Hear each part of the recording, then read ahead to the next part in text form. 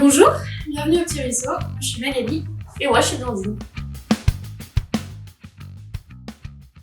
Et donc, les Petits Ruisseaux, c'est notre entreprise qu'on vient de créer. C'est une épicerie vrac, donc de vente de produits bio, locaux, sans emballage jetable, 100% vrac.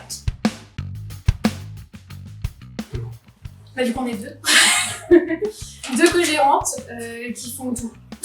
À peu près tout. Voilà. On n'est pas spécialisés, On fait de tout.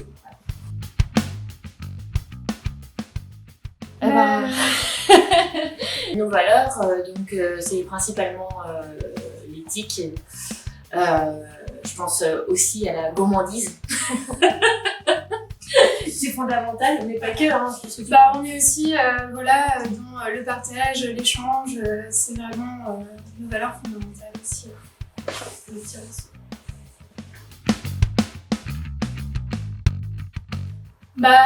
On voulait créer le commerce dont on avait besoin sur Châteaubriand et qu'on ne trouvait pas. Ça fait des années qu'on consomme en vrac et qu'on galère. Et du coup, on s'est dit qu'il était grand temps que Châteaubriand ait aussi son épicerie vrac. C'est vraiment l'idée de rendre accessible aux campagnes le vrac, qui est quand même globalement réservé aux citadins aujourd'hui. Et ça, on trouvait pas ça juste. En 2020. Du coup, on a commencé à travailler dessus en janvier 2020. Ouais. Et du coup, l'ouverture était initialement prévue en septembre. Forcément, le contexte a compliqué les choses. Mais donc 1 an de boulot avant l'ouverture. 1 an de boulot acharné.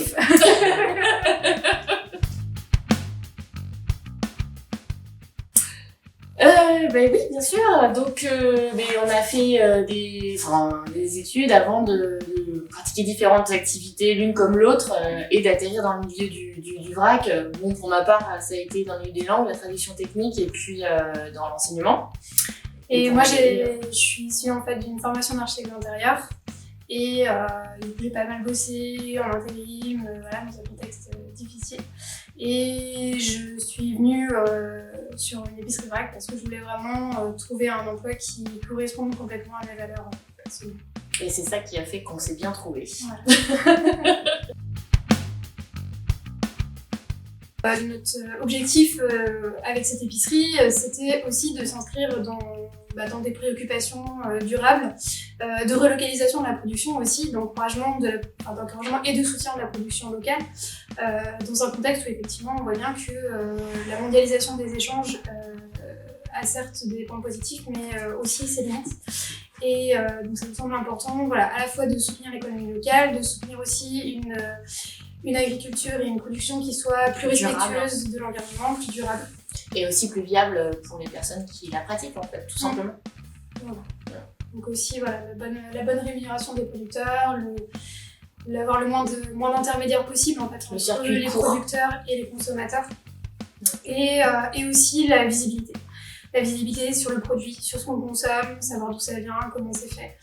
Ça, c'est vraiment une préoccupation qu'on a et qu'on cherche à pouvoir transmettre aussi à nos consommateurs qui sont demandeurs de ces informations. Et du coup, il n'y a rien qui rentre dans notre magasin sans qu'on ait déjà testé au préalable. C'est notre condition sine qua non. C'est aussi pour ça qu'on a voulu créer ce magasin indépendant. C'est pour qu'il corresponde à nos valeurs, nos règles et notre envie de connaître nos produits. Exactement, c'est ça.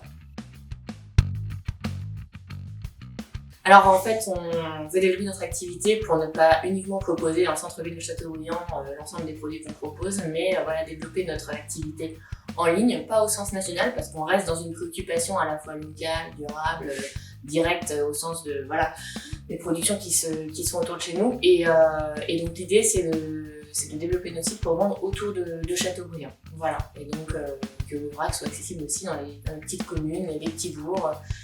C'est vraiment ça l'idée.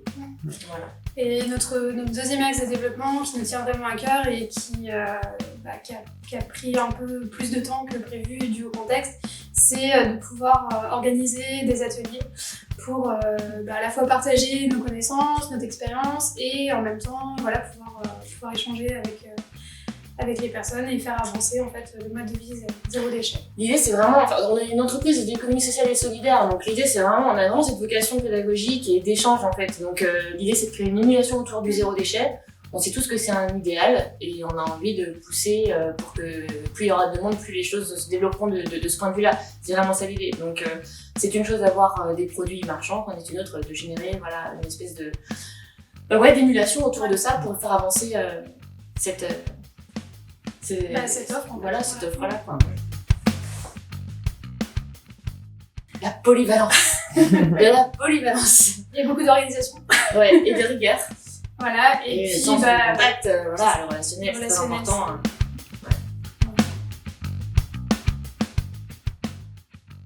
Bah, je crois que plutôt qu'une anecdote, c'est vraiment un de mes meilleurs moments, on va dire. C'est après des mois et des mois de préparation de dossiers administratifs, c'est quand on a pu donner le premier coup de masse dans les cloisons. Quand on a cassé les murs, c'était génial. Quand vraiment on pouvait toucher du concret, et ça c'était un sacré bon moment. Jouer de la perceuse et de la masse, ça nous a bien plu. Voilà. Je crois que c'était ouvrir en 2020. On a bien choisi notre année. Je pense que pour tous les entrepreneurs en 2020, ça a été costaud. Ça a été un gros morceau et c'est une belle satisfaction d'avoir pu ouvrir. L'idée maintenant, c'est que ça perdure dans le temps, mais on a bon espoir. Bah, aidez-nous à rendre le monde meilleur.